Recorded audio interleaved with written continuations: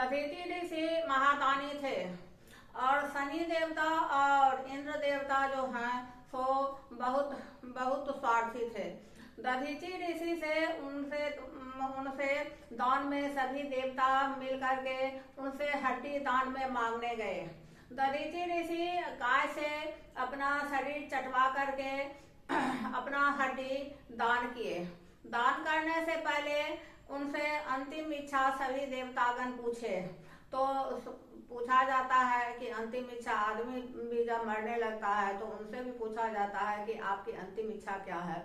उसी तरह सभी देवतागण दधीचि ऋषि से पूछे कि आपकी अंतिम इच्छा क्या है।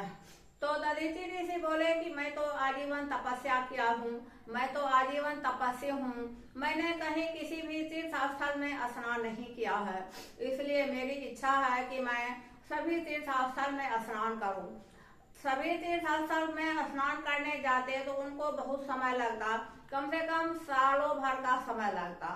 सभी देवतागण सोचे कि यह तो असंभव है, इसमें तो साल भर समय लगेगा। तब ब्रह्मा जी बोले कि यहीं पर एक कुंड बना लेते हैं और सभी नदी का आवाहन करके और सभी नदी से विश्व में जितने भी नदी हैं सभी का जल लेकर के यहीं पर एक नदी की स्थापना कर देते हैं। वही हुई, ब्रह्मा जी सभी नदियों को वहां पर बुलाए, आवाहन किए और सब नदी से जल लेकर विश्व के जितने नदी हैं उन सभी का जल लेकर के वहां पर एक नदी बनाए और उसी में दधीचि ऋषि स्नान किए। दधीचि ऋषि अपना हड्डी दान किए। वो इंद्र भगवान उस हड्डी से राक्षसों का संहार किए, जिससे कि धरती पर देवता राक्षसों का जो अत्याचार था, पाप जो हो रहा था, वह कुछ कम हो गया। उसके बाद दधीचि ऋषि ब्रह्मांड में चले गए। ब्रह्मांड में जाने के बाद उनकी जो पत्नी थी उनके सदमा को बर्दाश्त नहीं कर सकी और वह सती हो गई। उनके गोद में एक 3 साल का बालक था। देवतागण कभी देखने भी नहीं गए कि उस बालक को क्या हुआ। वह 3 साल का बालक था। वह भूख प्यास से तड़प तड़प करके रो रहा था। उसको कोई देखने वाला नहीं था। एक दिन संजोग से नारद मुनि उस रास्ते से जा रहे थे। वह 3 साल के बालक को देखे तो वह बड़ी आश्चर्य में बढ़ गए और उस बालक से जाकर के पूछे कि बालक, तुम्हारे जनक कौन है, तुम्हारे माता पिता कौन है।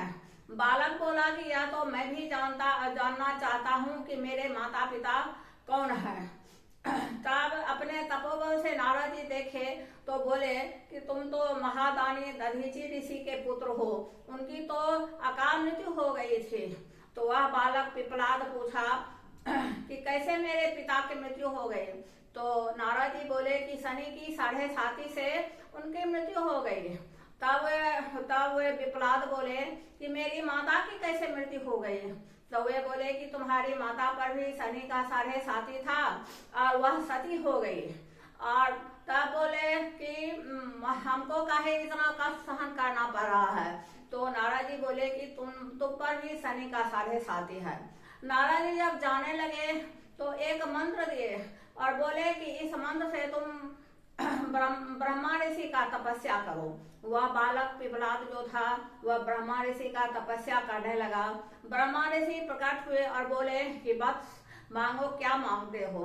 तो पिपलाद बोला कि मैं मांगता हूँ कि मेरे आंख के सामने जो भी आए वह तरफ तरफ करके जले। ब्रह्मा जी बोले तथास्तु। ब्रह्मा जी अपना चले गए। तब पिपलाद ने शनि का आवाहन किया। शनि महाराज बहुत खुश हुए, सोचे कि इसके माता पिता को हम इतना यातना करके प्रताड़ित करके मार दिया, मेरे प्रभाव से इसके माता पिता मर गया, यह भी इतना तड़प रहा है फिर भी मेरा आवाहन कर रहा है।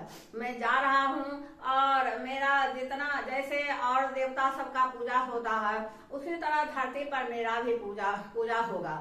जब ये शनि महाराज पहुंचे, पिपलाद को बोले कि बेटा वत्स, बोलो कि क्या तुम चाहते हो, कि पिपलाद सुनते ही, शनि महाराज का आवाज सुनते ही जब ये वो समझा कि शनि महाराज आए हैं, कि वह अपना आंख का रोशनी खोल दिया कि शनि महाराज जलने लगे कि देवता गण में कोलाहल मच गया। सभी देवता प्रकट हुए, लेकिन पिपलाद जो था सो एक नहीं मानने को तैयार था।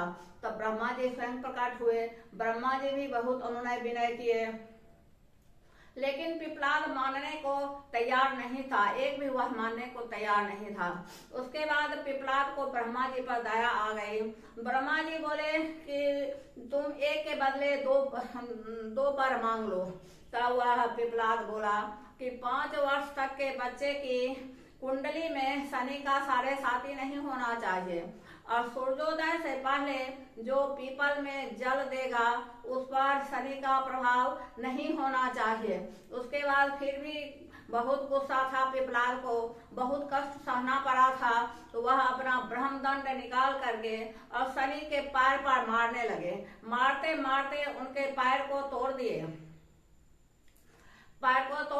और पीपल के कोटर में जो वह रहता था उनकी माँ भी सती हुई थी, और पीपल का जो फल होता है वही फल खा करके पिपलाद बड़ा हुआ था।